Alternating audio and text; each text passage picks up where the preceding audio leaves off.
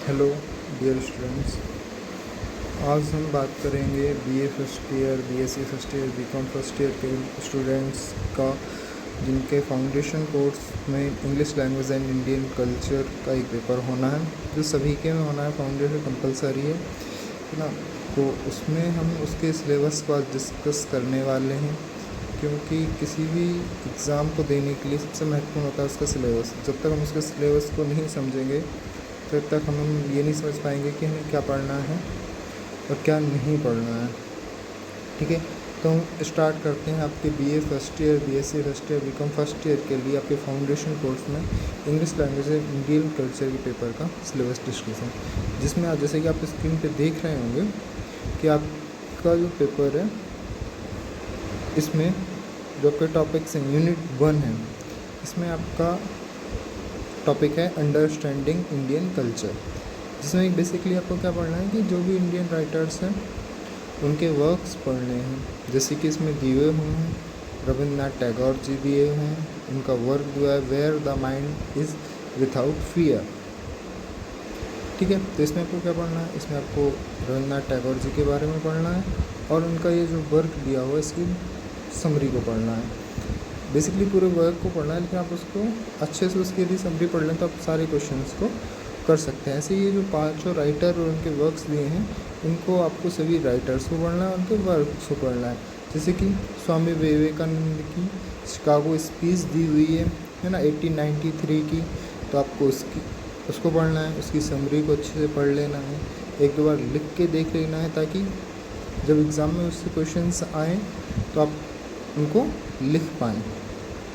क्योंकि पहले क्या होता था, अभी तक फाउंडेशन कोर्स के पेपर आपके ऑप्शनल में होते थे, लेकिन इस बार आपका पेपर रिटन होगा। मैं आपको एक बार दिखा देता हूँ, नीचे दिया हुआ है, आप देखेंगे part D assessment and evolution, जिसमें कि आप पढ़ेंगे section a very short question, जो आपको 15 वर्ड्स में लिखने हैं, यानी 50 शब्द में लिखने हैं, जो कि आपके 5 क्वेश्चन आएंगे 4-4 मार्क्स के।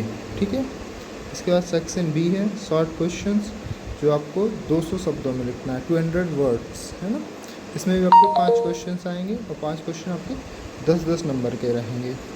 और सेक्शन सी में आएंगे आपके long questions, long answer questions 400 words, 2 questions to be attempt out of 4 question. तो 4 क्वेश्चंस में से आपके 2 क्वेश्चंस आपको करने हैं, जो कि आपके 15-15 मार्क्स के होंगे। तो इस तरीके से आपको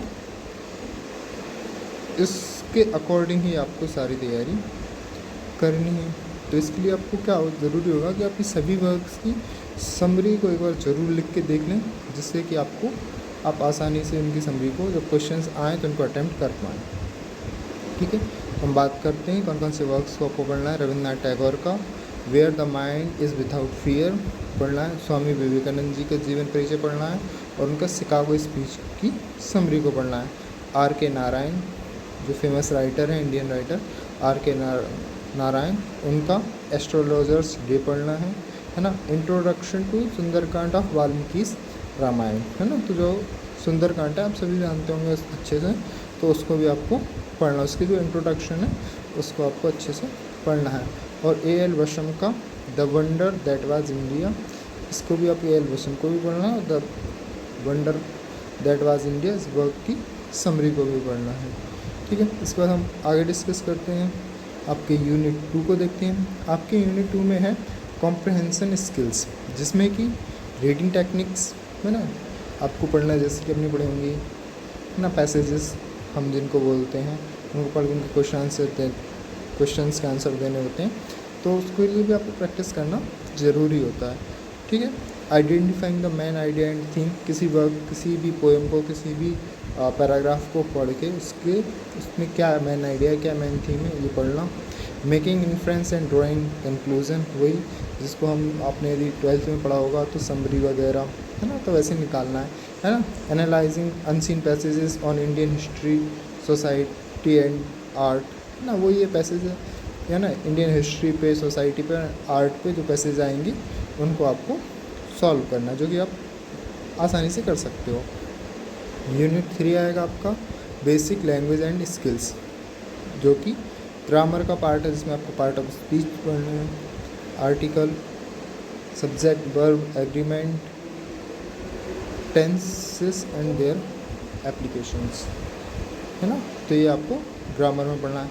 इसमें आपको वोकेबलरी में भी पढ़ना है, सिनोनिम्स पढ़ना है, एंटोनिम्स पढ़ना है, होनिम्स पढ़ना है, होमोफोन्स पढ़ना है, ठीक है। ये क्या होती हैं सारी चीज़ें आप समझते होंगे, यदि नहीं समझते तो हम इनको भी एक एक करके सभी के ऊपर एक वीडियोस बनाते जाएंगे और आपको बताते जाएंगे।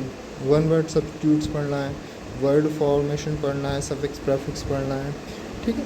तो इन सारी चीज़ों को हमें पढ़ना है यूनिट 3 के लिए। अब इसके बाद यूनिट 4 में आते हैं। तो यूनिट 4 में आपको राइटिंग स्किल्स के बारे में पढ़ना है। राइटिंग स्किल्स मतलब कि कैसे हमें क्या चीज़, कोई चीज़ हम लिख रहे हैं तो वो कैसे लिखी जाती है, क्या उसका फॉर्मेट होता है, वो सारी चीज़ें आपको इसमें पढ़नी है। राइटिंग प्रोसेस में प्री राइटिंग, है ना, ड्राफ्टिंग, है ना, रिवाइजिंग एंड एडिटिंग, ये सारी चीज़ें। पैराग्राफ राइटिंग पढ़नी है आपको इसमें, उसमें स्ट्रक्चर कैसा होता है, टॉपिक सेंटेंस कैसे होते हैं, एंड कोहेरेंस। और लास्ट में आपको पढ़ना है लेटर राइटिंग, फॉर्मल लेटर और इनफॉर्मल लेटर कैसे लिखे जाते हैं, जो अपने शायद 12th में भी पढ़े होंगे, नहीं पढ़े होंगे तो हम इसके बारे में भी आगे डिस्कस करेंगे।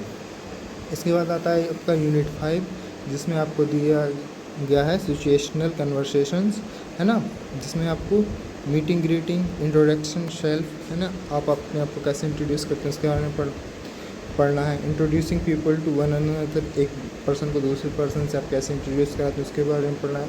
अपोलॉजीज, है ना, जैसे हम किसी से माफ़ी मांगते हैं। रिस्पॉन्स, हमें किसी चीज़ पे रिस्पॉन्स करना है तो हम उसको कैसे, किस वे में करेंगे, वो सारी चीज़ें आपको पढ़ें। इंक्वायरी अबाउट ए कोर्स, है ना, रिक्वेस्टिंग इन्फॉर्मेशन, यदि हमें किसी कोर्स के बारे में इंक्वायरी लेनी है तो हम वो इंग्लिश में कैसे ले सकते हैं, ठीक है ना। रिक्वेस्टिंग इन्फॉर्मेशन, हम किसी चीज़ की इन्फॉर्मेशन लेनी है तो वो हम कैसे, agreeing disagreeing with A proposal, हम किसी चीज़ से एग्री कर रहे हैं तो उसके बारे में हम कैसे अपने चीज़ों को व्यक्त करेंगे, वो डिसएग्रीइंग और उससे हमें डिसएग्री कर रहे हैं तो हम कैसे बताएंगे। तो ये सारा आपका मेन सिलेबस है जिसके अकॉर्डिंग आपका पेपर बनेगा। तो इसमें सबसे महत्वपूर्ण चीज़ है आपका यूनिट 1, जिससे मुझे लगता है सारे बड़े क्वेश्चंस जो आपके बनेंगे वो यूनिट 1 से बनने चाहिए, ठीक है। और बाकी जो छोटे छोटे क्वेश्चंस हैं वो आपके यूनिट 2 से बनेंगे, है ना। अच्छे क्वेश्चन बन सकते हैं यूनिट 2 से भी। यूनिट 3 से आपके जो है ना छोटे क्वेश्चन बन सकते हैं, आपकी डेफिनेशंस बनेंगी यूनिट 3 से, ठीक है, जिसको आपको पढ़ना होगा कि what is synonyms, what is homonyms, what is homophones, ये सारी सिचुएशंस आपकी छोटे क्वेश्चन में सम डेफिनेशंस वगैरह बन सकती हैं, जिसको आपको अच्छे से देखना पड़ेगा, ठीक है। ऐसे यूनिट 4 और 5 है ना, इसमें भी आपके क्वेश्चंस बन सकते हैं, है ना। आपको लेटर लिखने को आ सकता है, लेटर राइटिंग आ सकती है, किसी टॉपिक पे पैराग्राफ राइटिंग आ सकती है, आपको मीटिंग ग्रीटिंग कार्ड आ सकते हैं, अपॉलॉजीज लिखने आ सकती हैं, है ना। ये सारी चीज़ें आपको पढ़नी होंगी। तो ठीक है, ये आपका सिलेबस हो गया। हम इस पे आगे और डिस्कस करेंगे, एक एक करके सारे टॉपिक्स पे हम वीडियोस बनाते जाएंगे, है ना, जिससे